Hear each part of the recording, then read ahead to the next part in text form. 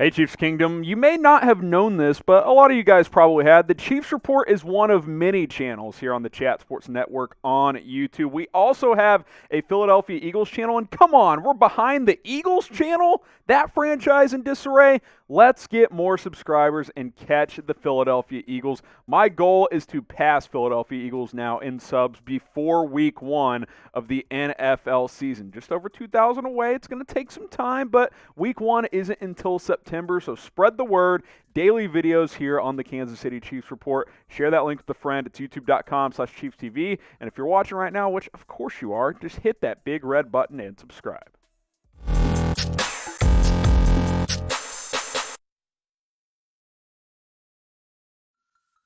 You're watching the Chiefs Report here on Chat Sports. I am your host, Harrison Graham. Let's get into a rumor surrounding NFL free agency. How about the idea of signing Kwon Alexander for Kansas City? This one's interesting. I saw FanSided threw this idea together, so I wanted to kind of break it down for you guys. He, of course, is recovering from a torn Achilles that he suffered late last season with the New Orleans Saints. Just a few years ago, this is one of the top linebackers in the NFL, and when he's played these past couple of years, he's still played really well. His issue has been he has not been able to stay healthy since 2018. The last 3 seasons, he's missed at least 4 games. Obviously, had the major torn Achilles this past season, but this is the type of guy I think I would throw a dart at and sign if I'm Kansas City and try and take a cheap flyer opportunity on. The Chiefs could use some more linebacker help. Kwon Alexander is still only 26 years old. Like, that's what's crazy. He's been around for 5, 6, 7 seasons now, but he's only 26.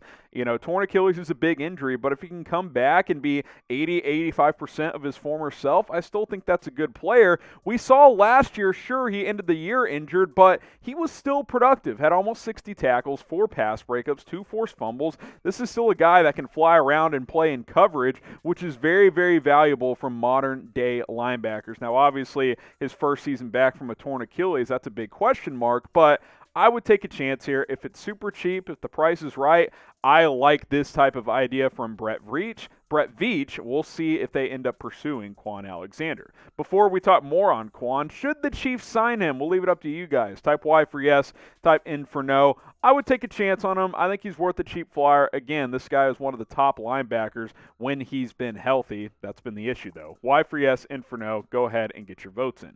You kind of look at how the linebacker chart is, or depth chart is shaking out right now. There's still question marks here. Anthony Hitchens is a leader type, but his on-field play has dipped in recent years. Willie Gay Jr., he's got high potential, but we haven't seen a ton out of him yet. Ben Neiman, the Chiefs like him, but his upside is limited. And you don't have a lot of depth there. You lost Damian Wilson. You're going to have to add a linebacker at some point, whether it's in free agency or in the draft, maybe one of each there. And Kwon Alexander could be a guy that you take a chance on. Maybe he's your 4th linebacker and works his way into being a bigger role later on in the season. 2015-17 with Tampa Bay, this guy was a beast. He was all over the place, 2015 being his rookie year.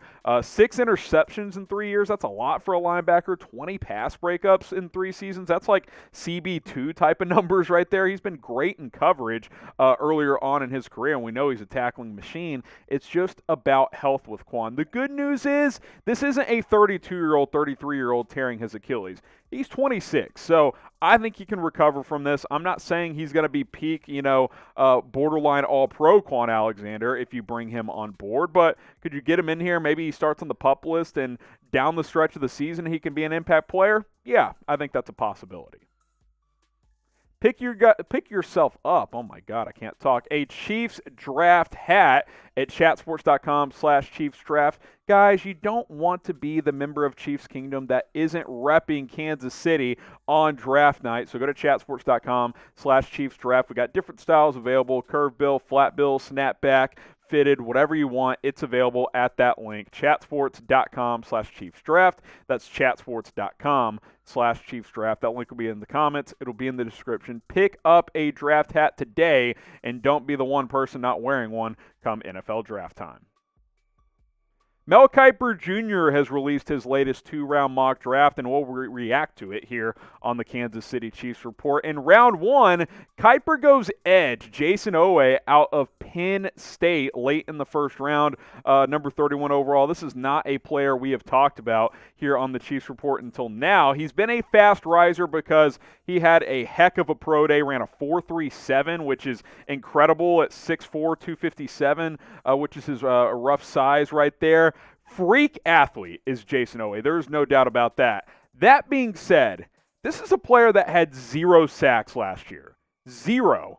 That is concerning for me. If I'm taking a player in round 1, I know the Chiefs have flexibility because they have a really good roster, but I'm a big production guy. Like, I want guys who have produced at the college level over just, oh, he's a freak athlete, he's got potential. I take those guys in second, third, fourth round, not in the first round. First round's got to be a guy that's at least a contributor from day one. Now, picking number 31 overall, you shouldn't expect, a flat-out baller in the first round, but can you get a guy that can come in and give you 4 or 5 sacks from the edge position? That's what I would be hoping for if you're going to take an edge in the first round. And this is a player at Penn State that had 0 sacks in 7 games last year. 6.5 tackles for loss. He certainly flashed some in the run game, but that's concerning for me. I think he started like less than 15 games in his college career, so he never really showed that he could be that reliable, productive player for James Franklin at Penn State, and that gives me some pause here. Now, he was only a redshirt sophomore this past year, so a young player going pro probably a year early, if we're being completely honest, and he's banking on his physical traits, which, hey, Mel Kiper's mocking him in the first round. But for me, this is too high for him. Now, if he's there at 63, that's a different story. I'll gamble on upside at that point, but that's a bit of a risky pick for a guy that had, again, 0 sacks. He couldn't run into a couple. That's a weird thing, if you ask me. So grade the pick for me, A, B, C, D, or F. I'm going to give it like a D. A, I don't think edge is your biggest need. And B, I just don't think he was that productive, and I need a little bit more out of my first-round players.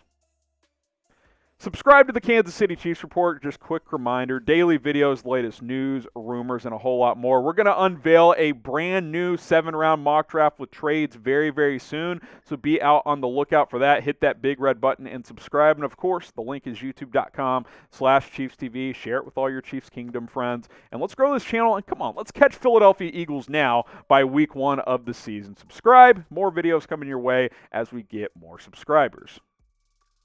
Round 2 of Mel Kiper's mock draft, he goes Walker Little, a player that I've decided that Mel Kiper is just obsessed with at this point. He's mocked him to the Chiefs in both the first and the second round now.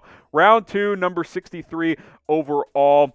Again, red flags here. He's played in 1 game the past 2 seasons. High risk, high reward type of prospect. So in round 2, it's okay to do that in the second round, but the reason I don't love it is you already did that in the first round if you're Mel Kiper. So to me, you can't gamble with both of your first picks. That is the problem I have with what Kiper has done with this mock draft is he's taken Kansas City's first 2 picks, and he's taken 2 risky picks. He took a guy in Jayson Oweh who had 0 sacks last year at Penn State. That's a big problem for me. And a guy in Walker Little who has legitimate left tackle solid upside in the NFL, but he's played 1 game in 2 years.